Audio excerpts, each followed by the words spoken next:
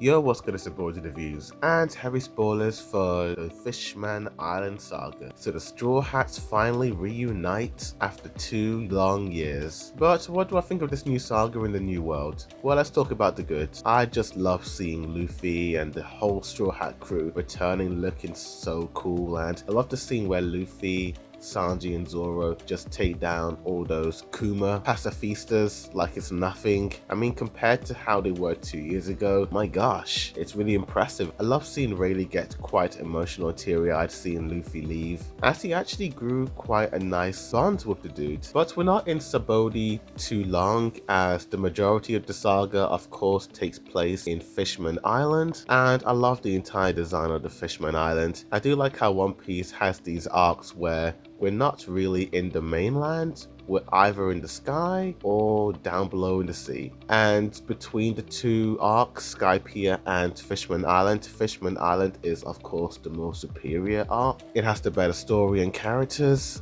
But I do feel like the strongest parts of the arc are the flashbacks. I love seeing the original Fishman pirates, how Jinbei was a part of them and how he used to also bear a grudge against humans, and how his leader, Fisher Tiger, was more or less like that, but through the kind words of Queen Otohime, he wanted to have more of an open mind, and the scene of Fisher Tiger bringing back this young girl to her home village and thinking he did a good job, just being executed by the Marines the way he did was absolutely gut-wrenching, and how when he was dying he had nothing but absolute hate towards the humans. Pretty realistic and gritty, and honestly pretty damn true to the real world. Speaking of Queen Otohime, just seeing her making all those flies and just trying to make people sign just so that the fish folk and humans can coexist and live together, but all the civilians just don't know if they can do that, but she just doesn't give up, dude. And finally, when the fish folk finally come around to signing the signatures, damn, they all get blown away and Queen Otohime gets executed. That whole backstory was just so tragic, but she didn't want her children to be angry or have hate in their hearts. I remember when I first watched it and it was revealed to be Hody Jones, I wasn't surprised because of the way he was acting towards his fellow fish people and how his entire agenda seems very selfish, and it doesn't stem from a place of anger or hate or anything like that, but it more or less comes from a place of just wanting to feel more superior. I truly believe that Arlong was a terrible role model for this dude, and seeing how both Arlong and Jinbei were more or less like brothers in the past, but they just didn't get along, they saw things differently, and they went down their separate roads. Unlike Arlong, who had a hatred towards humans due to the discrimination against his people, Hody Jones just hated humans because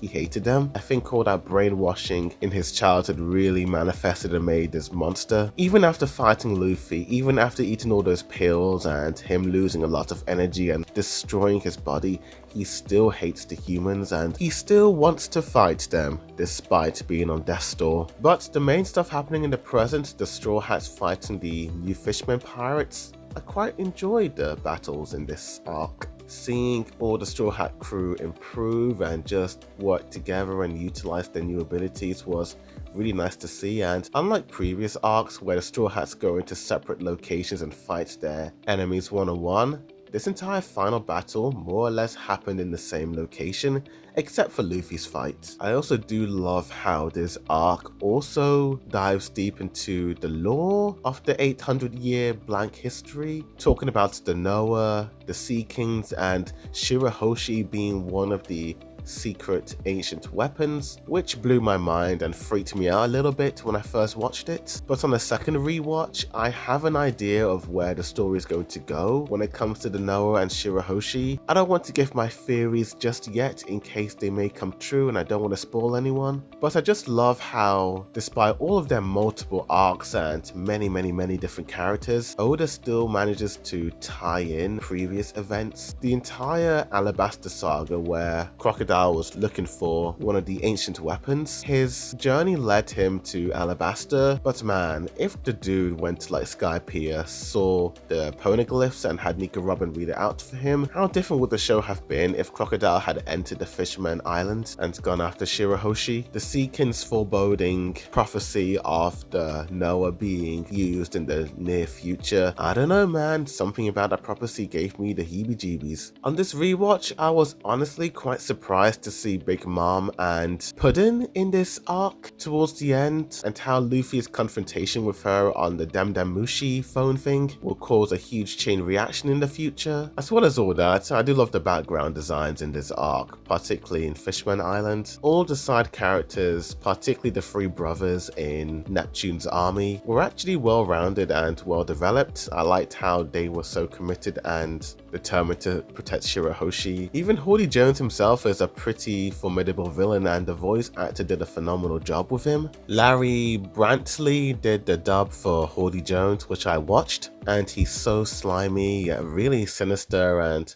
honestly a bit sadistic. But those are all the praise I have to give this. The final fight of Luffy versus Hody Jones was extremely anticlimactic. I was expecting something wicked awesome to happen in their final clash, but Luffy just punches him and then that's it, and then he just keeps punching the boat. I thought the animation would go crazy and they'd have this final clash, but it just sort of ended, and it just led to Luffy destroying the Noah. Also, this is the arc where we're introduced to Light Skin Robin. I know the animators made a mistake initially when they originally designed her, as that wasn't her official skin tone from the manga, but I won't lie, I did miss the cowboy hat and tan skin that Robin used to have. It gave her such a very distinct look and feel, where now she looks more or less like Boa Hancock. But it is what it is. I know Robin's outfit changes in the future, so I'm not too mad about that. But in terms of negatives, I honestly don't have anything negative to say. I do feel like the mixed aspects were the only negatives, but they were such small nitpicks that it didn't really affect or alter my opinion on this arc. Overall, the Fishman Island saga was a phenomenal return to the One Piece world, seeing the Straw Hat crew getting stronger and being more braver and being more devoted to Luffy than ever before, which you love to see. And for that, I'm gonna give this arc a 9 out of 10, and I'll give it an A. I think so far this is the third best One Piece arc. The best is of course going to be Marineford, and the second is Water 7, but this arc definitely comes in at number 3. Tell me in the comments down below, what do you guys think of this saga?